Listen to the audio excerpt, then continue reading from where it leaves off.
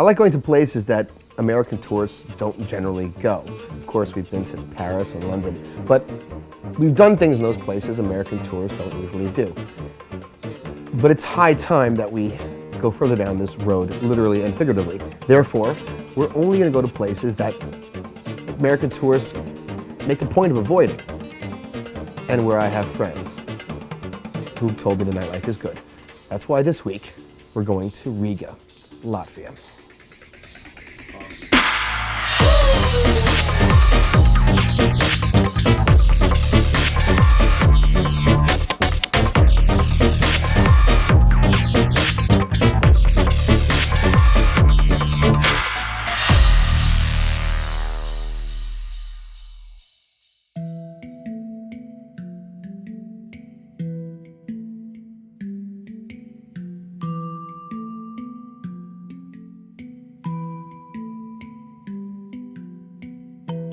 I was told that Riga was a very modern city. In fact, was one of the most modern cities in the Baltic.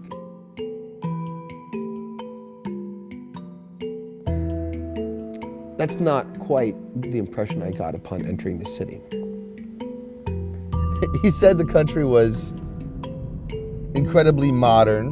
There was industrialized, high growth rate country, and it doesn't look anything like that to me.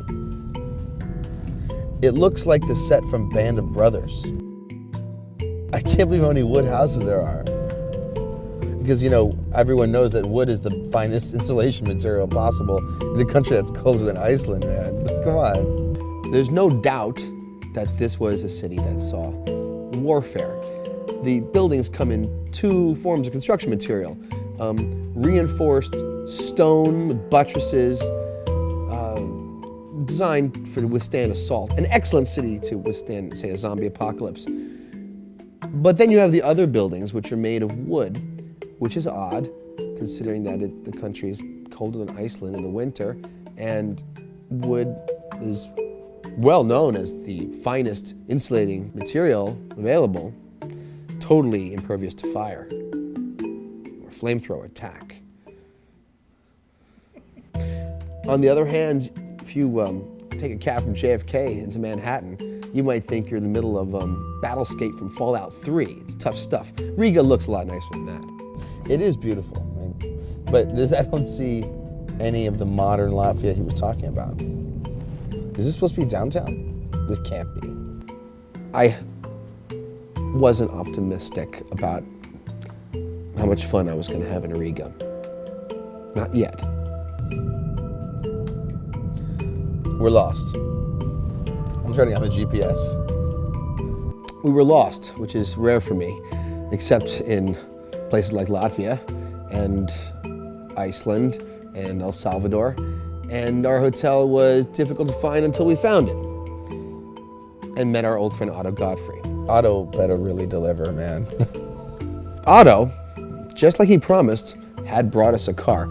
This has to be it because it's got blue trim. Maritime Hotel, blue trim. All right, let us pray he got a Skoda, DAF, Zilla, or Lada. Oto Godfrey can get any car. How many times has a friend of yours said, oh yeah, come visit, I'll lend you a car, and said it was going to be something amazing, and it was? Well, that never happens.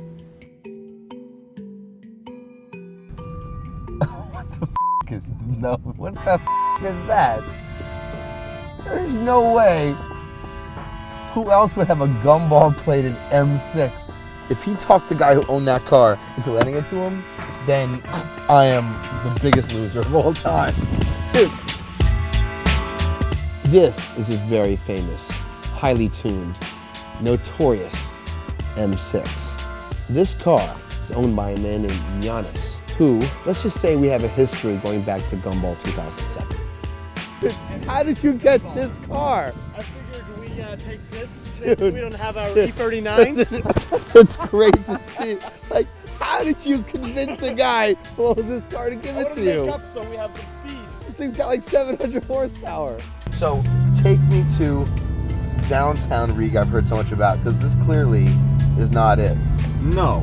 How far is that? That is about 5 minutes away. Riga is quite small when you're moving in traffic, so... But I noticed that just now when you crossed the train tracks, you did not look in the mirror because you don't have any. How would you know if a train was coming from that direction? Well, that's a good question. You got me off guard. We're still alive. That's how we know. And look at this. Here are people that are crossing train tracks as well. Oh, what the hell's this? I don't know what is going on. I guess, Police, there's a rule here. Is that a police? No, I don't know, that's a security. Private security? Normally when someone says, don't worry, you're really close, you just got to cross a bridge, I assumed Riga would have a very short bridge. I was wrong. It took a long time to cross this bridge. Traffic was terrible. Worse than I've seen in New York in some time. But at least we got to get a good look at the modern Riga that Oto was talking about.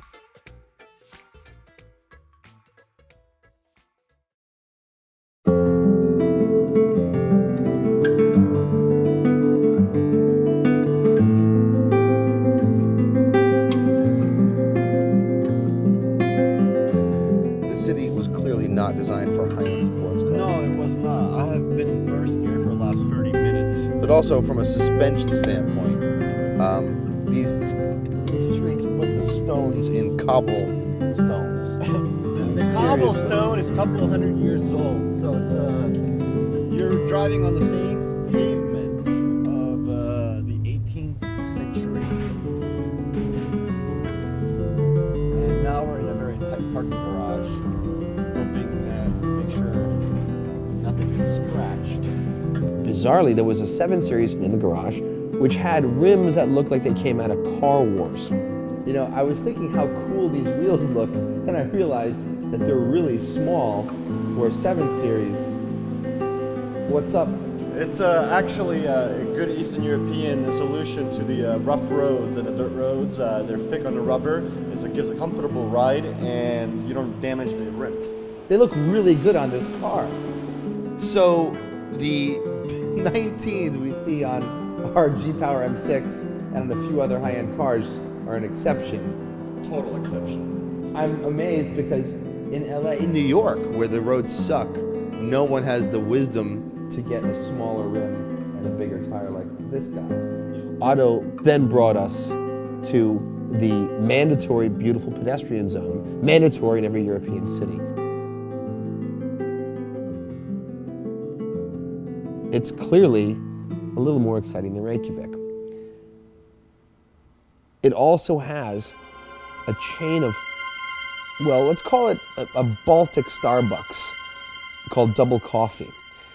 Imagine if Starbucks had a full bar and food. It would be like heaven. And that's in Latvia. Double coffee. Talk about something they should export. I'll never go to Starbucks again. What a sham.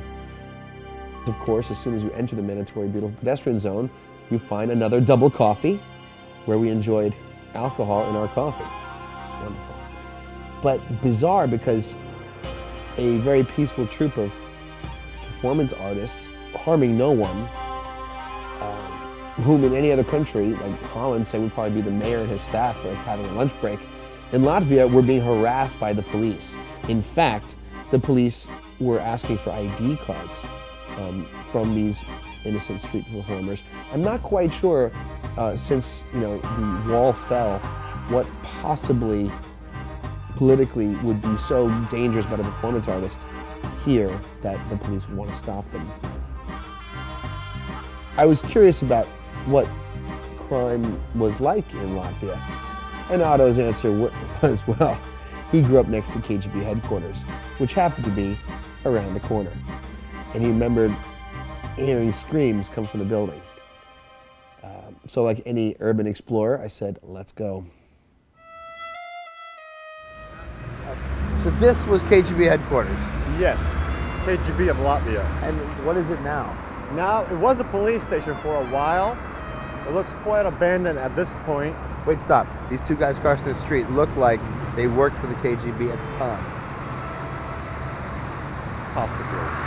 Okay, so what is it? It's not a police station It anymore. was a police station for a while. At this point, I'm not sure what it is, but it goes 6 stories deep, and you used to hear screams at night of torturing people And you lived, across the street right here.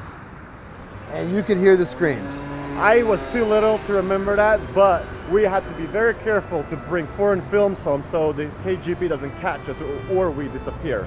Really? And they would mic your apartment? Not that I'm aware of, since I'm still standing. All right, so if it's not occupied now, what is the likelihood we could find a way in? If your knowledge of the Cold War is watching Red Dawn, then you may not be aware that the Baltic states, like Poland, like East Germany, and other countries like the Ukraine, countries like Latvia, countries in which there was a KGB headquarters in each capital city, in which people were taken for various forms of unpleasantness.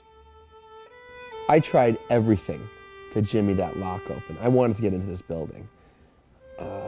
I mean, to the credit of the Latvians, it has not been turned into a standard hotel or some kind of resort, and obviously it shouldn't be. But one could see through the keyhole into the lobby, and what I saw through that keyhole was scarier than almost any horror movie. Dim light cast on a staircase shrouded in dust. It was time to go.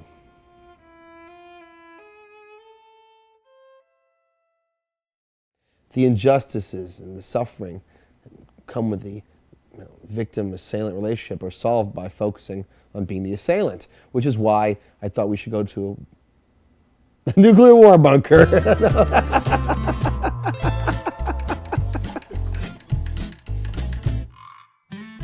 My first theory of wood structure popularity is that they're rebuilt every year, then set aflame in order to warm the population in the stone buildings nearby. But that makes maybe as much sense as building them out of wood in the first place. It makes no sense. At one point, I thought maybe I should change some money I had into local currency. So I went up to the bank window and was told what kind of currency would I like. I said, well, I would like to get whatever you use here. He's like, the lot? I thought, well, what? He's like, the lot? I'm like, well, there's no way the Latvian currency is called the lot. So can I get, and I'm trying to be an ignorant American, but I need, local currency. He's like, the lot? And I thought he was joking with me, so I said, the dikma. I said, I'll take as many dikmas as you've got. And that's literally what I said, and thank God he didn't get the joke, and he just handed over the lots I'd been asking for. Thankfully, asking for.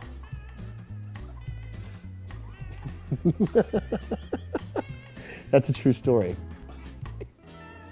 All right. In fact, I should have made up history about the history of the currency. Yeah. Everyone knows the Latvian dikma. It's greatly undervalued, and and they wanted a new name. They called it the lot. But in a country of people this cool, you can call it whatever the hell you want, because no one's going to fight with you over, getting change for a dikma.